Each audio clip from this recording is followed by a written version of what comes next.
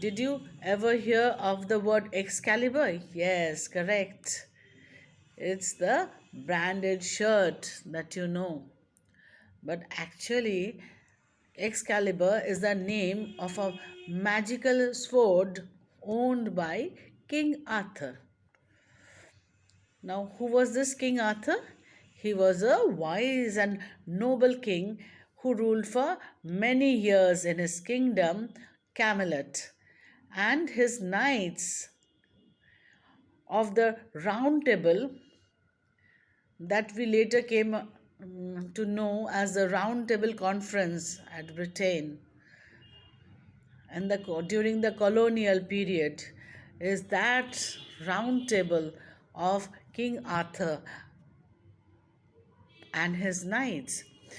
So what happened one day soon after he became the king, Arthur said to his powerful wizard, whose name was Merlin. He said, I have no sword, and a king ought to have a sword, isn't it?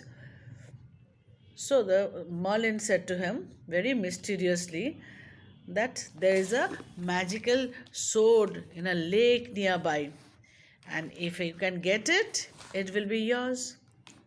So both of them rowed together to that large lake.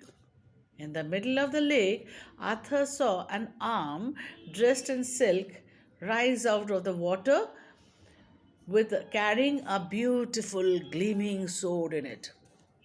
Look, said Merlin, there is the sword I told you about.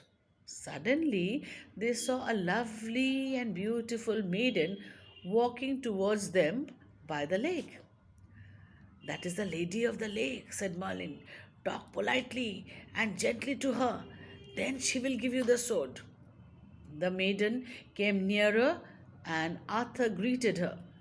Sweet maiden, said Arthur softly, what sword does that arm hold above the water? I wish it were mine, for I have no sword. King Arthur, said the maiden, that sword is mine. It is called Excalibur. You shall have it. Go into the barge that you see there and row yourself to the sword. Take it and the scabbard. Then, do you know what is a scabbard? A scabbard is the cover of a sword made from leather or metal. So, that lady told King Arthur to take it as well as the scabbard. Arthur rode to the middle of the lake, held the sword, and lifted it up. At once, the arm in its rich sleeve of silk sank into the water. Arthur rowed back to the shore. The beautiful maiden had vanished by that time. King Arthur always carried this sword, Excalibur, and it served him faithfully. He was wounded only once when the sword was not with him. When at the end of the long and glorious reign he was dying, Arthur called his most trusted knight, Sir Bedivere, and said, take Excalibur and throw it back into the lake.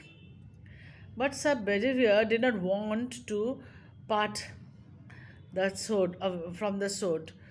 He took it from Arthur and hid it. Then he returned to the king. Now the king asked him, did you throw the Excalibur into the lake? He said, yes, sir. Then the king asked him, what did you see? He replied, nothing but the winds and the waves.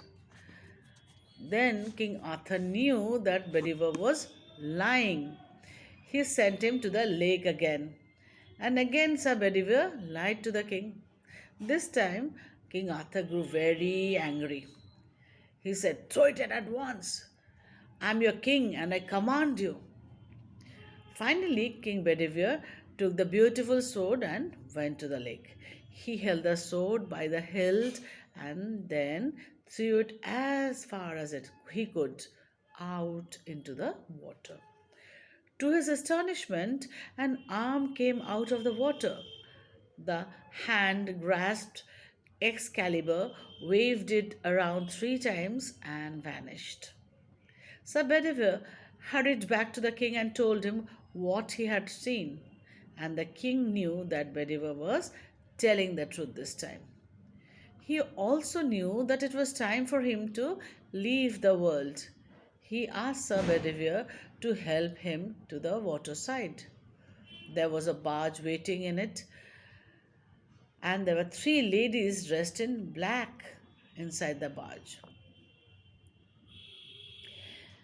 They took the king and made him comfortable in the stern of the barge. The barge moved gently over the lake. Sir Bedivere watched sadly as the great and noble King Arthur sailed away. He was never seen again, but the memory of his great and noble deeds will live forever.